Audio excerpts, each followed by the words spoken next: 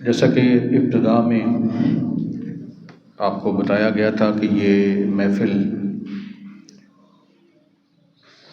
تاجدار صداقت حضرت ابوبکر صدیق رضی اللہ تعالیٰ عنہ کی یاد میں اور اسی طرح پاکستان کے شہر پشاور میں 16 دسمبر 2014 کو شہید ہونے والے طلباء کی یاد میں منعقد کی جا رہی ہے، بلکہ یہ ہر اس طالب علم کی یاد میں منعقد کی جا رہی ہے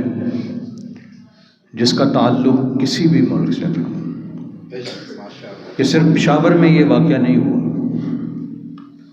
یہ صرف ایک آرمی پبلک اسکول میں نہیں ہوا، بلکہ اگر ہم اپنے قریب کی تاریخ دیکھیں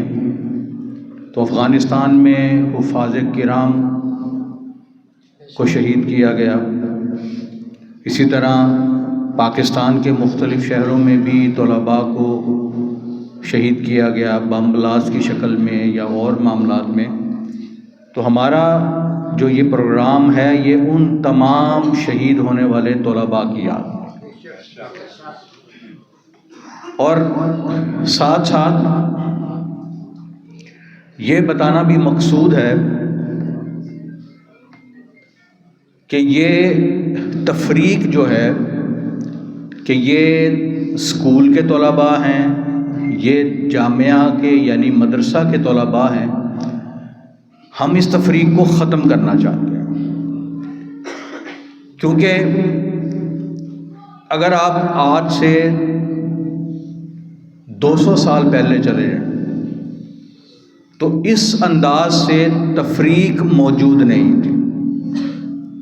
جو ہمارے مروجہ دینی مدارس ہیں وہاں پر تمام فنون پڑھائے جاتے تھے، سائنس بھی پڑھائی جاتی تھی، فزکس بھی پڑھائی جاتی تھی، بایولوجی بھی پڑھائی جاتی تھی، طب بھی پڑھائی جاتی تھی، ہر چیز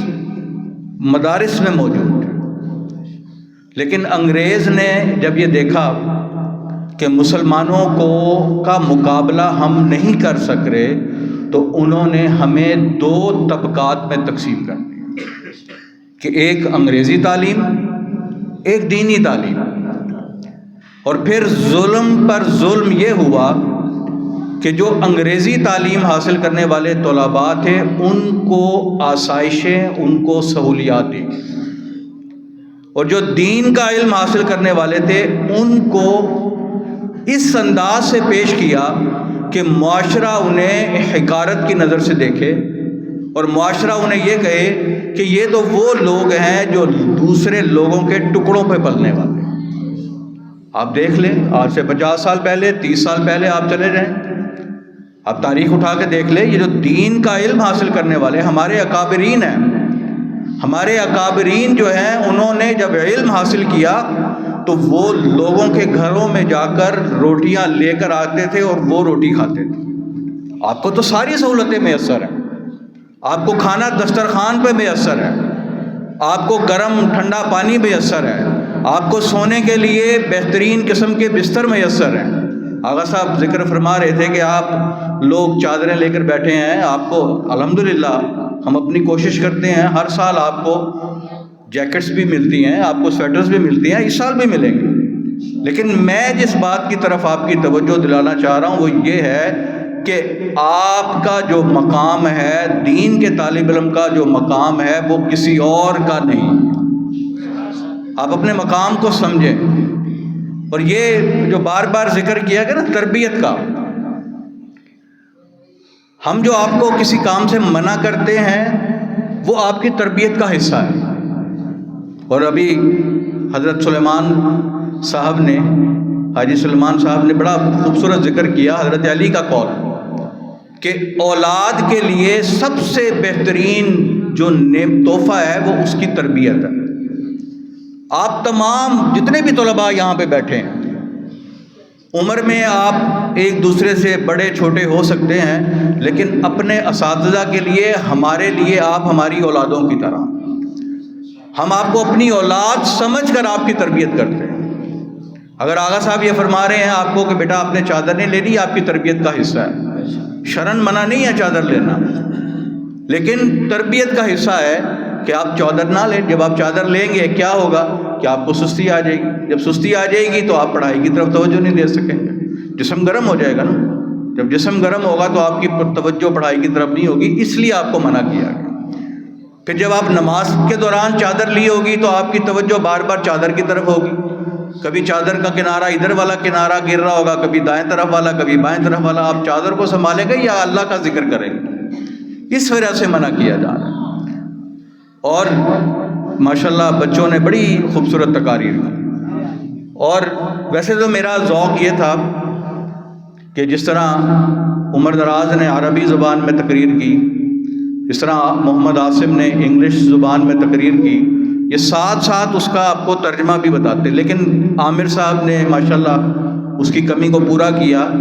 حضرت ابوبکر صدیق رضی اللہ تعالیٰ عنہ کی شان قرآن اور حدیث کے حوالے سے عامر صاحب نے اس کو کافی حد تک کمی کو پورا کیا۔ اور یہ بات یاد رکھیں کہ یہ ہم بار بار ذکر کرتے ہیں، حضرت ابوبکر صدیق رضی اللہ تعالیٰ عنہ کا صرف ایک عمل ان کے تمام اعمال پر بھاری ہے، اور وہ کیا ہے؟ آپ تاریخ سے اگر میں آپ کو تھوڑا سا آگاہ کروں، وہ یہ ہے کہ جب نبی کریم صلی اللہ تعالیٰ علیہ وسلم کا وصال ہوا تو آپ کے وصال کے بعد جو سب سے بڑا فتنہ تھا وہ مدعیان نبوت تھی۔ کوئی کہیں سے کھڑا ہو گیا کہنے لگا میں نبی ہوں، نبی کریم صلی اللہ علیہ وسلم کا وصال ہو گیا، اب میں ان کی جگہ پر نبی ہوں۔ کسی نے کہا اس قبیلے کا نبی میں ہوں، کسی نے کہا اس علاقے کا نبی میں ہوں۔ تو وہ جو دعویٰ کرنے والے تھے نبوت کا، ان کا سد باب سب سے پہلے حضرت ابوبکر صدیق رضی اللہ تعالیٰ عنہ نے فرمایا۔ آپ ختم نبوت کے سب سے پہلے مجاہد ہیں، اور یہ مجاہدانہ کردار جو حضرت ابوبکر صدیق رضی اللہ تعالیٰ عنہ نے ادا فرمایا، اور کیا شاندار طریقے سے اس کو آپ نے انجام دیا کہ آپ کے دور میں تمام جو نبوت کا دعویٰ کرنے والے تھے مسلمہ کذاب جیسے، ان لوگوں کو بھی حضرت ابوبکر صدیق رضی اللہ تعالیٰ عنہ کے دور میں شکست فاش ہوا، واصل جہنم ہو گئے۔ یہ وہ کارنامہ ہے کہ جو آپ کی سارے اعمال پر میری رائے میں سب سے اوپر ہے۔ اور پھر کیا حضرت ابوبکر صدیق رضی اللہ تعالیٰ عنہ، پتہ نہیں لوگ اس بحث میں کیوں چلے جاتے ہیں کہ ابو بکر افضل ہے، حضرت علی افضل ہے، اس بحث میں کیوں پڑھتے ہیں؟ اس بحث کی ہمیں ضرورت نہیں ہے۔ ہمارے لیے صحابہ کرام رضوان اللہ تعالی اجمعین حضور اکرم صلی اللہ تعالی علیہ وسلم کا ساتھ دینے کی وجہ سے ہر صحابی جو ہے وہ ہمارے لیے قابل عزت، ہماری آنکھوں کا نور ہے، اور ہم کسی کو میدان سرور میدان سرور میدان سرور ہر صحابی نبی جنتی جنتی، ہر صحابی نبی جنتی جنتی۔ اس کی ضرورت ہمیں کیوں پڑتی ہے؟ آپ لوگ کافی طلباء ایسے ہیں جو تھوڑا سا سوشل میڈیا سے آگاہ ہیں کہ جب بھی یہ جماعت الثانی آتا ہے تو لوگ جو ہیں وہ یہ احادیث ایک دوسرے کو سینڈ کرنا شروع کر دیتے ہیں، ایسی روایات سینڈ کرنا شروع کر دیتے ہیں جس میں ایک صحابی کو اوپر کیا جا رہا ہے، دوسرے صحابی کو نیچے کیا جا رہا ہے۔ ہم کون ہوتے ہیں یہ فیصلہ کرنے والے؟ ہمیں کیا ضرورت ہے ان معاملات میں پڑھنے کی؟ اور حضرت ابوبکر صدیق رضی اللہ تعالیٰ عنہ، حضرت عمر فاروق رضی اللہ تعالیٰ عنہ، اور میں یہ تاریخی حقیقت آپ کو بتا رہا ہوں کہ اللہ رب العزت نے حضرت صاحب قبلہ رحمۃ اللہ علیہ تعالیٰ والد گرامی پر جو احسانات فرمائے، جو کرم فرمائے، ان میں سے ایک کرم احسان یہ بھی ہے کہ آج سے 40 سال پہلے، بلکہ غالباً 50 سال پہلے بھی یہی فتنہ تھا، حضرت ابو بکر صدیق رضی اللہ تعالیٰ عنہ کی افضلیت کے بارے میں فتنہ موجود تھا آج سے 50 سال پہلے. اس وقت حضرت صاحب قبلہ رحمۃ اللہ علیہ تعالیٰ نے حضرت ابو بکر صدیق رضی اللہ تعالیٰ عنہ کی افضلیت پر ایک کتاب تحریر فرمائی. اور وہ کتاب جو ہے وہ صرف کتاب نہیں ہے، وہ ایک تاریخی دستاویز، اس لحاظ سے تاریخی دستاویز ہے کہ اس فتوے پر حضور مفتی اعظم ہند شاہ مصطفیٰ رضا خان رحمۃ اللہ علیہ تعالیٰ جو اعلیٰ حضرت عظیم المرتبت کے صاحبزادے ہیں، انہوں نے بھی اس پر تصدیق فرمائی کہ یہ مفتی صاحب کا فتویٰ جو ہے یہ بالکل ٹھیک ہے. قبلہ کاظمی شاہ صاحب، مولانا سردار صاحب، اس وقت کے جتنے بھی جید علماء کرام ہیں سب نے اس پر تصدیق کی ہے. اور الحمدللہ آج جمادی الثانی کی غالباً 13 تاریخ ہے، 13-14 تاریخ ہے جمادی الثانی کی. ہفتے جمعے کو 10 تھی نا، جمعے کو، تو آج کیا ہوئی 14 تاریخ. تو انشاءاللہ العزیز ایک مہینے کے اندر آپ کے سامنے وہ کتاب جو ہے وہ الحمدللہ کتابی شکل میں موجود ہو. اس پر کام بھی ہو رہا ہے اور وہ پرنٹنگ کے لیے تقریباً سمجھے گئی ہوئی ہے، ایک مہینے کے اندر وہ آ جائے گی. اور دوسرا جو اللہ رب العزت نے حضرت صاحب قبلہ سے کام لیا وہ قرآن کریم فرقان حمید کا ترجمہ.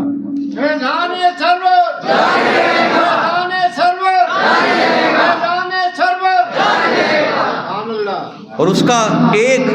صرف ایک پوائنٹ جو ہے وہ حضرت صاحب نے ترجمے میں، کیونکہ ذرا تھوڑا تفصیلی پوائنٹ ہے، لیکن جب یہ آیت کریمہ جو ہم پڑھتے ہیں نا، لا تقولوا لمن یقتل فی سبیل اللہ، اس میں جو حضرت صاحب نے ہمیں تھوڑا سا جو قرآن کریم فرقان حمید، کیونکہ یہ اعزاز حاصل ہے کہ حضرت صاحب سے ہم نے پڑھا بھی ہے، تو حضرت صاحب نے جب اس کا درس دیا تو 2 باتیں فرمائی، وہ میں آج آپ سے شیئر کرنے لگا ہوں. پہلی بات حضرت صاحب نے یہ فرمائی کہ اللہ رب العزت نے یہاں پر یہ کیوں کہا کہ لا تقولوا لمن یقتل فی سبیل اللہ اموات، کہ تم جو اللہ کی راہ میں مارے جائیں انہیں مردہ نہ کہو. حالانکہ وہ نظر آ رہے ہیں، وہ تو شہید ہو چکے، مردہ ہیں، ان کی آنکھیں بند ہیں، وہ اپنی مرضی سے ہل نہیں سکتے، وہ کسی سے بات نہیں کر سکتے، وہ کسی کی بات نہیں سن سکتے. جو جب بندہ فوت ہو جائے، جب مر جائے، جو کیفیت اس پر طاری ہوتی ہے وہی کیفیت تو شہداء پر بھی طاری ہے. پھر آپ انہیں مردہ کیوں نہیں کہہ سکتے؟ اللہ تو فرما رہا ہے تم انہیں مردہ نہیں کہہ سکتے، کیوں نہیں کہہ سکتے؟ اس کا جواب جو ہمیں حضرت صاحب قبلہ رحمۃ اللہ علیہ تعالیٰ نے بتایا، حضرت صاحب نے فرمایا کہ اس لیے نہیں کہہ سکتے کہ وہ جیسے ہی ان کی آنکھ بند ہوتی ہے اللہ رب العزت بلا تاخیر انہیں جنت میں داخل فرما دیتا. وہ پرندوں کی، جس طرح سلیمان صاحب نے بتایا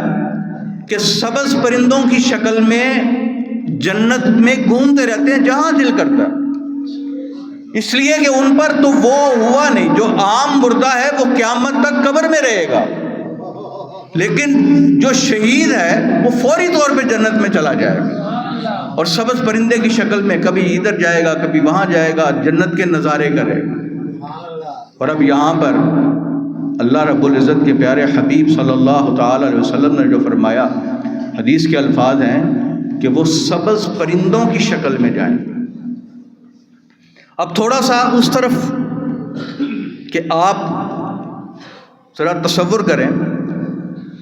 کہ جو باغ نہ ہو، جو جگہ باغ نہ ہو، عام زمین ہو، زمینی میدانی علاقہ ہو، اس پہ پرندے پھرتے ہوئے اتنے خوبصورت نہیں لگتے جتنے باغ میں اڑتے ہوئے پرندے خوبصورت لگتے ٹہنیوں پر. اور اب جو جنت کہتے کسے ہیں؟ جنت تو ہے ہی باغ. تو وہاں پر جو پرندے اڑ رہے ہوں گے وہ یہیں اس دنیا کے شہید ہوں گے، جو اس دنیا میں شہید ہوئے ہیں. اور پھر جو نقطہ حضرت صاحب نے ہمیں فرمایا، فرماتے ہیں فرمایا کہ یہ جو فی سبیل اللہ ہے نا، فی سبیل اللہ، عام مفہوم تو یہی ہے کہ اللہ تعالیٰ ارشاد فرما رہا ہے کہ لا تقولوا لمن یقتل فی سبیل اللہ، کہ تم ان لوگوں کو، اے ایمان والو، ان لوگوں کو مردہ نہ کہو، لمن یقتل فی سبیل اللہ، جو اللہ کے راستے میں مارے گئے۔ اب وہ جنگ بدر کا اس کا جو شان نزول ہے، پس منظر ہے، وہ یہی ہے کہ جب جنگ بدر میں کچھ مسلمان شہید ہوئے تو مسلمانوں نے ایک دوسرے کو سے یہ کہنا شروع کر دیا کہ وہ بھی مارا گیا، وہ بھی مارا گیا، تو اس پر اللہ رب العزت کی طرف سے یہ وحی نازل ہوئی کہ یہ عام مردے نہیں ہیں، ان کو یہ شہید ہیں اور یہ مارے نہیں گئے، بل احیاء، بلکہ یہ زندہ ہیں، لیکن تمہیں ان کی زندگی کس طرح کی ہے اس کا شعور نہیں ہے۔ اب اس پر فی سبیل اللہ پر جو حضرت صاحب قبلہ رحمۃ اللہ علیہ تعالیٰ کا ایک تحفہ ہے جو میں آپ کے سامنے بیان کروں گا، کہ آپ نے فرمایا کہ یہ فی سبیل اللہ کا جو لفظ ہے نا، یہ صرف شہداء کے لیے، اس آیت کا مفہوم یہی معلوم ہو رہا ہے، لیکن حقیقت میں فی سبیل اللہ میں طلباء بھی شامل ہیں، اس لیے کہ جہاں دوسرے مقام پر مصارف زکوٰۃ کا ذکر آیا، وہاں اللہ رب العزت نے مصارف زکوٰۃ میں فی سبیل اللہ ارشاد فرمایا، اور اس فی سبیل اللہ میں دین کا علم حاصل کرنے والے طلباء بھی شامل ہیں۔ تو پھر کیا فرمایا؟ فرماتے ہیں کہ یہ بات بالکل یاد رکھیں کہ دین کا طالب علم حاصل کرنے کے لیے نکلتا ہے، وہ اللہ کے راستے میں ہوتا ہے، اور جب علم حاصل کر لیتا ہے اور پھر جب سارے علم کو پھیلا لیتا ہے، تو جس طرح شہداء زندہ ہوتے ہیں، دین کا طالب علم اور دین کا عالم بھی اسی طرح اپنی قبر میں زندہ ہوتا ہے۔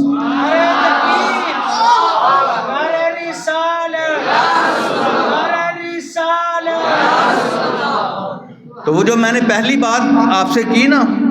کہ آپ طالب علم جو ہے، خاص طور پہ دین کے طالب علم، وہ کوئی عام چیز نہیں ہوتے، آپ اپنی ویلیو کو سمجھیں، اپنے مقام کو سمجھیں، اور پھر وہ کیا نام ہے ہمارے یہ نقیب صاحب جو تشریف فرما تھے، آصف صاحب، انہوں نے فرمایا، کہا کہ اللہ تعالیٰ ہمیں بھی اسی طرح توفیق دے جس طرح ان 3 بچوں نے تقریر کی، اسی طرح کی تقریر کرنے کی ہمیں بھی توفیق دے۔ تو بیٹا یہ سٹیج، یہ آپ کی زبان، یہ آپ کے کان، یہ آپ کی آنکھیں، یہ ساری توفیق ہے۔ یہ آپ کو جو اللہ نے صحت عطا فرمائی ہے، یہی سب سے بڑی توفیق ہے۔ یہ جو آپ کو اللہ رب العزت نے دین کی طرف راغب کیا ہے، یہی سب سے بڑی توفیق ہے۔ یہ جو آپ کو علماء کا ساتھ نصیب ہے، جو آپ شیوخ الحدیث کے پاس اور قاری قرآن کے پاس، مجودین قاری سلیم جیسے قاری صاحب، قاری رفیق صاحب جیسے قاری صاحب، جو اپنے فن کے امام ہیں، جب آپ ان کے سامنے بیٹھ کر شرف تلبس حاصل کرتے ہیں، یہی سب سے بڑی توفیق ہے۔ اب تو آپ پر ہے نا کہ آپ نے اس توفیق کو استعمال کس طرح کرنا ہے۔ آپ خود تو اپنی توفیق کو استعمال نہ کریں اور صرف کہیں کہ جی دعا کریں ہمیں اللہ توفیق دے دے، یہی توفیق ہے اس سٹیج پر آنا۔ اس لیے میں بار بار کہتا ہوں کہ یہ سٹیج آپ کے لیے ہے، یہ سٹیج آپ کے لیے ہے۔ اپنی صلاحیتوں کا اظہار آپ سٹیج سے کر سکتے ہیں، آپ بھی تقریر کریں۔ آج عمر دراز نے عربی میں تقریر کی ہے، کل 10 طلباء اور آ جائیں، وہ کہیں جی ہم بھی تقریر عربی میں کرتے ہیں۔ جس کے لیے آپ کو جو صلاحیتیں آپ کے پاس ہیں ان کو پالش کرنا ہمارا کام ہے۔ لیکن آپ بتائیں تو صحیح کہ جی ہمارے میں یہ چیز ہے، ہمارے میں یہ گیٹس ہے، ہمیں پتہ ہی نہ ہو اور آپ کہتے رہیں کہ جی ہمیں صحیح طریقے سے ہماری تربیت ہی نہیں کی گئی، ہمیں پالش ہی نہیں کیا گیا۔ آپ آئیں ہمارے پاس۔ اب ان کو میں نے کہا، راشد کو عمر دراز کو میں نے ان کے سامنے ذکر کیا. میں نے کہا کہ بیٹا ایسے ایسے مقابلہ ہے, مقابلہ حسن تقریر ہے, کہ آپ حصہ لیں گے؟ انہوں نے مجھے کہا جی بالکل ہم حصہ لیں گے. انہوں نے سب سے بڑی بات کیا جو میں ان بچوں کو اپریشیٹ کرتا ہوں, ان کی میں حوصلہ افزائی کرتا ہوں, کہ میں نے صرف ان کو کہا, انہوں نے مواد خود ڈھونڈا, جا کے کتابوں سے تلاش کیا, پھر مجھے لا کے دکھایا کہ استاد صاحب ہم نے یہ تقاریر تیار کی ہیں, مجھے انہوں نے لکھ کے دکھائیں, پھر مجھے کر کے بھی سنائیں کہ ہم یہ اس انداز سے تقریر کریں گے. انہوں نے خود کوشش کی ہے, آپ بھی کوشش کریں. آپ کے لیے یہ میدان جو ہے یہ حاضر ہے. تو یہ ساری سب سے بڑی بات جو ہے وہ یہی ہے کہ آپ لوگ اپنے مقام کو پہچانیں اور کوشش کریں کہ ادارہ جو آپ کے ساتھ ہر لحاظ سے آپ کے ساتھ ہے, آپ کو ہر سہولت دینے کے لیے, شاید ہم حقیقی بات میں کرنے لگا ہوں کہ حقیقی بات یہ ہے کہ شاید عام لوگوں کے گھروں میں اتنی دفعہ گوشت نہ پکتا ہو جتنی دفعہ آپ کے پاس پکتا اور آپ گوشت کھاتے. جو گرم پانی کی سہولت آپ کو میسر ہے, ہو سکتا ہے کئی گھروں میں وہ گرم پانی کی سہولت میسر نہ ہو. کئی ایسے گھر ہیں جہاں پر گرمیوں میں ٹھنڈا پانی میسر نہیں ہوتا لیکن آپ کو میسر ہوتا ہے. اور ہم آپ سے کوئی ڈیمانڈ نہیں کرتے, نہ آپ سے ہم کوئی فیس لیتے ہیں, نہ ہم آپ سے کوئی کسی بات کا تقاضا کرتے ہیں, لیکن تقاضا ہے تو صرف یہی ہے کہ بیٹا جس کام کو کرنے کے لیے آئے ہو اسے خلوص نیت کے ساتھ کرو. اپنا علم حاصل کرنے کے لیے آئے ہو, علم حاصل کرو. دوسرے کاموں میں اپنا وقت ضائع نہ کرو. بس یہی چند گزارشات جو ہیں وہ میں نے آپ سے کرنی تھی. اور قاری ابو بکر صاحب کا بڑا اچھا قدم ہے کہ وہ ہر سال اس پروگرام کا انعقاد کرتے ہیں. اور اصل بات یہی ہے کہ وہ سانحہ واقعی ایسا سانحہ تھا جس نے اس پاکستانیوں کو ایک جگہ پر جمع کیا. اور اسی طرح ہمارے درمیان جس طرح کے بھی معاملات ہوں, لیکن جب پاکستان کی باری آئے گی, ملک کی باری آئے گی, تو ہم ہر لحاظ سے ہر طبقہ جو ہے وہ اپنی ذات سے باہر نکل کے سوچے گا. اور حالانکہ ہم یہ شکوہ کر سکتے ہیں, اور ہمارا یہ شکوہ شاید بجا بھی ہو کہ جب مدارس پہ کوئی وقت آتا ہے تو اسکول, کالجز اور یونیورسٹیز کے لڑکے باہر نہیں نکلتے. ہو سکتا ہے ہمارا یہ شکوہ بجا ہو, لیکن ہم نے اپنے حصے کا فرض جو ہے وہ ادا کرتے رہنا ہے. ہمارے لیے پاکستان سب سے بڑھ کر اسلام, اس کے بعد پاکستان جو ہے وہ ایک اللہ رب العزت کی نعمت ہے. اپنا ملک ہونا یہ بہت بڑی نعمت ہے. ایسے لوگ دیکھیں فلسطین میں کیا ہو رہا ہے, شام میں کیا ہو رہا ہے, وہ اور کشمیر میں کیا ہو رہا ہے. وہ غلامانہ زندگی گزار رہے ہیں, جو آپ کی طرح آزادانہ پھر نہیں سکتے, جو اپنے معاملات کو آزادانہ نہیں کر سکتے. ان کے مقابلے میں اللہ رب العزت نے آپ کو آزادی جیسے نعمت سے نواز رکھا ہے. تو اللہ رب العزت ہم سب کو جس مقصد کے لیے ہم اس ادارے میں آئے اور اس دنیا میں آئے, اللہ رب العزت ہمیں ان تمام مقاصد میں کامیابی عطا فرمائے. وما علینا الا البلاغ المبین.